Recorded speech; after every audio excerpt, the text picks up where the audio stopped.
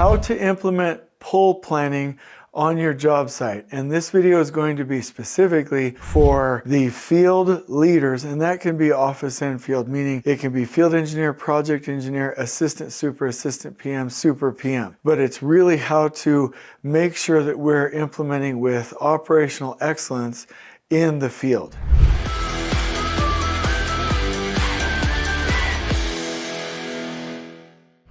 I want to take you over here to our board, and I'm going to assume that number one, you have a visual master schedule that has controlled your milestones, and that each phase on your project is identified, and you have good flow and a good solid strategic plan or strategic baseline. Not a baseline in CPM, strategic baseline. So you have your master plan. Then you have your meeting cadence, which we've talked about before. Monday through Friday, there's a meeting to cover the strategic planning and procurement.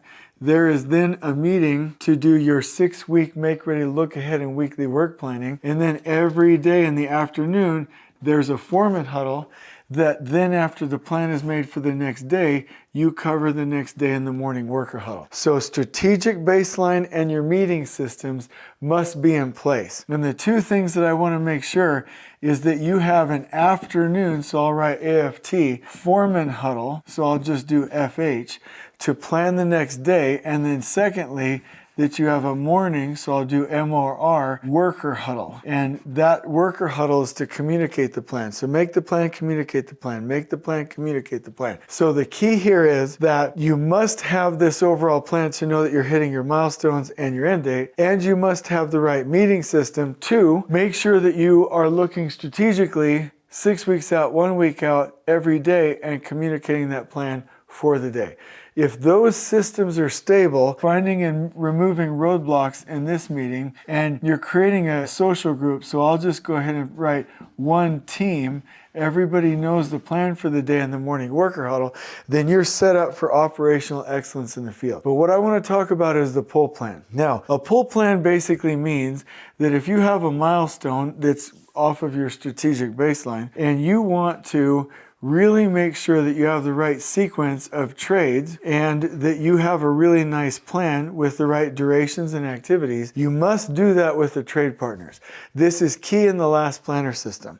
And pull means that if you go forward with the pull plan and then check it back, or you build it back and check it forward, that every sticky, this is probably the best explanation I've given, has an activity name, but it also says, what do we need? So there's at least 2 needs, and as you work it back, you say, oh, does that sticky exist to the left? Yes, so I'll check it off. Oh, this one doesn't, so I need to ask a trade to add that sticky and check that off. Now I can check off that second need, and now I know I have a complete sequence moving back. So it's like a good partnership. It's like, this is what the job needs, and this is what the trades need to accomplish that. It's a partnership. This is why we call these trade partners. But if you're going to do this correctly, you have to pull plan not for an entire floor, but for one specific zone. And then when you actually have your pull plan and your milestone, you actually need to, and this will take me just a second, don't let me lose you here. You have to do your pull plan simply by one representative zone, and then on your tack time, then look at how your trades will flow diagonally and hit the milestone, not just for that one zone, but for the overall. And when you start to build these, let's say you have 4 zones, check this milestone in coordination with the milestone that was actually here on your strategic baseline. But at the end of this, if you've done it right, you should be able to gain buffers. Now the point here that I'm saying is, and let me draw it over here to the right, is that if your phase was this in your strategic baseline with its milestone, then if I grab a different color, when you do the pull plan, you should be able to create your sequence, and you should actually be able to zone it to where it inclines without hurting the trade partners or taking any time from them, but gain buffers. And this is how you can control the flow of work, because according to the rules of flow and critical chain project management, we must have buffers in the system because you know you're going to have delays. So this was our contractual promise. This is our production target. So when you do your pull planning that is going to be talked about in your strategic baseline and in your meeting system, you can't just do it all by one area. You have to break it out into zones.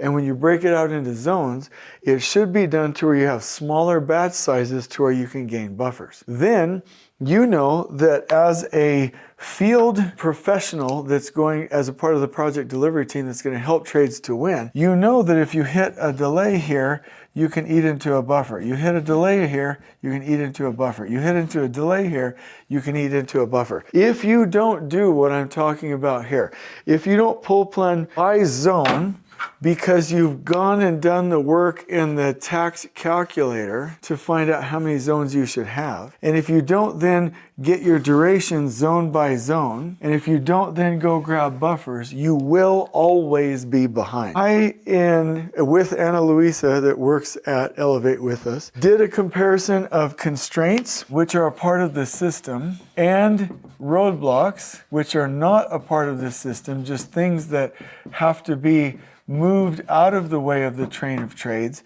And there were at least, by the time you total the whole list, there was at least 24 consistent constraints and roadblocks that you have to worry about. When we did the outline, we said, this is what you can do about them, but this is the root cause. Over 85% of the items that we analyzed, of all of the constraints or roadblocks we could find, the root cause was a failure at the pull planning level. Meaning that if you actually look at what constraints you have in the system, let's say you have an improper tack time, you have a bottleneck, a trade bottleneck, or a zone bottleneck, you have zones misshaped, or you have literally roadblocks because there's a crew that's not ready or there's prerequisite work not done. 85% of the root causes for these was an incorrectly done or incorrectly coordinated or incorrectly performed pull plan. Pull planning is key. What I'm saying is that as a standard habit for assistant supers, assistant PMs, PMs, and supers, if we really want to start doing well once you have your strategic baseline and your meeting system in place and you have one team, you really need to start doing that pull plan 3 months before the next phase. Vet out any problems, optimize your sequence, gain those buffers, and use that as a discipline. So my question right now for anybody watching this video, as a part of one of these 5 strategic execution videos that we're going to do, ask yourself this question: are you current with pull plans? Have you used the calculator to find out what your zone sizes should be? Did you pull plan forward and back with a complete sequence, zone by zone, and analyzed how trades will flow from zone to zone? Did you optimize it to where you have buffers that can absorb delays?